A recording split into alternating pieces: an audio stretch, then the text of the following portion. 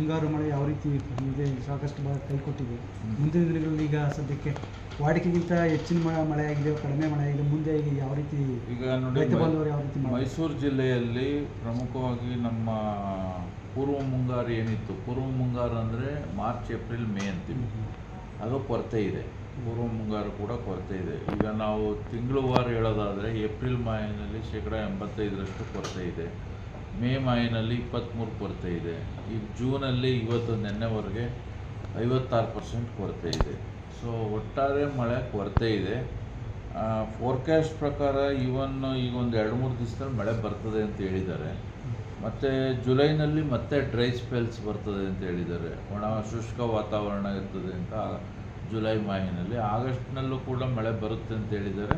ಆಗಸ್ಟಲ್ಲಿ ಬರೋದು ಸ್ವಲ್ಪ ಅಂದರೆ ಅಬ್ನಾರ್ಮಲ್, ಅಂದರೆ ಒಂದೇ ಸಲ ಜಾಸ್ತಿ ಬರ್ತಕ್ಕಂಥದ್ದು, ಒಂದು 24-48 ಅವರ್ಸಲ್ಲಿ ಹೆಚ್ಚು ಮಳೆ ಬರ್ತದೆ ಅಂತ KSNDMC ಮೂಲಗಳು ನಮಗೆ ಮಾಹಿತಿಯನ್ನು ವೆದರ್ ಫೋರ್ಕಾಸ್ಟ್ ಪ್ರಕಾರ ತಿಳಿಸಿದ್ದಾರೆ.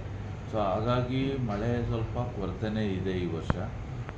ಅದಕ್ಕೆ ಅನುಗುಣವಾಗಿ ರೈತರು ಕೂಡ ಬೆಳೆ ಪದ್ಧತಿಗಳನ್ನು ಬದಲಾವಣೆ ಮಾಡ್ಕೋಬೇಕು. ಏಕೆಂದರೆ ಈಗ ಎಲ್ಲ ಡ್ಯಾಮ್ಗಳಲ್ಲಿ ನೀರು ಎಲ್ಲೂ ತುಂಬದೇ ಇರೋದ್ರಿಂದ, ಅದಕ್ಕೆ ಡ್ಯಾಮ್ಗಳಿಗೆ ನೀರು ಬರದೇ ಇರೋದ್ರಿಂದ ರೈತರು ಈಗ ರಾಗಿ ಬೆಳೆಯೋದ್ರಲ್ಲೇ ತಪ್ಪಿಲ್ಲ. ರಾಗಿ ಬರ ನಿರೋಧಕ ಶಕ್ತಿಯನ್ನು ಹೊಂದಿದೆ, ಅದನ್ನು ಬೆಳೆಯೋದು ಬಹಳ ಉತ್ತಮ.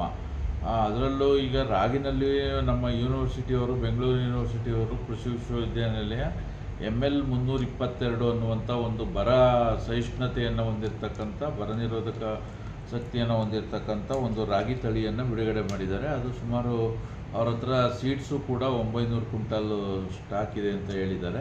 ಸೊ ಅದನ್ನು ಕೂಡ ನಾವು ತರಿಸುವ ವ್ಯವಸ್ಥೆ ಮಾಡ್ತೀವಿ. ಅದೇನಾರು ಅಂದರೆ ಅದು ನಮ್ಮ ಸೀಡ್ ಚೈನಲ್ಲಿ ಇಲ್ಲ, ಬಟ್ ಯೂನಿವರ್ಸಿಟಿ ಕಡೆಯಿಂದ ಸೇಲ್ಸ್ ಆಗೋದಿದ್ರೆ ಅದಕ್ಕೂ ಕೂಡ ವ್ಯವಸ್ಥೆ ಮಾಡಬೇಕಾಗ್ತದೆ.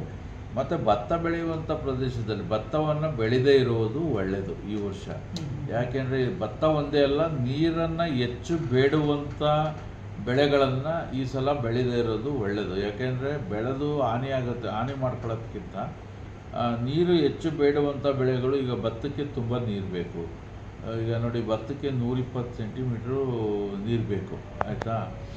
ಅದೇ ರಾಗಿಗೆ 40 ಸೆಂಟಿಮೀಟ್ರಿಂದ 50 ಸೆಂಟಿಮೀಟ್ರ್ ಆದರೆ ಬೇಜಾನಾಯಿತು. 40 ಸೆಂಟಿಮೀಟ್ರ್ ಆದರೆ ನೀರು ಅಂದರೆ, ಹಾಗಾಗಿ ಮಳೆ ಸ್ವಲ್ಪ ಬರದೇ ಇದ್ದು ತಡೆದುಕೊಳ್ಳುವಂಥ ಶಕ್ತಿಯನ್ನು ಈ ರಾಗಿ ಹೊಂದಿದೆ. ಆದರೆ ಭತ್ತ ಬೆಳೆದೇ ಇರೋದು ಈ ಸಲ ಸೂಕ್ತ ಅನ್ನೋದು ನಮ್ಮ ಇಲಾಖೆಯ ಅಭಿಪ್ರಾಯ. ಈಗಾಗಲೇ ರೈತರಿಗೆ ಏನೋ ಈಗ ಸಲಹೆ ಸೂಚನೆಗಳು ಮಾಡ್ತಾ ಇದ್ದೀವಿ. ಈಗ ನಿನ್ನೆ ನಮ್ಮ ಮಾನ್ಯ ಜಿಲ್ಲಾ ಉಸ್ತುವಾರಿ ಸಚಿವರಾದಂಥ ಯತೀಂದ್ರ ಸಿದ್ದರಾಮಯ್ಯ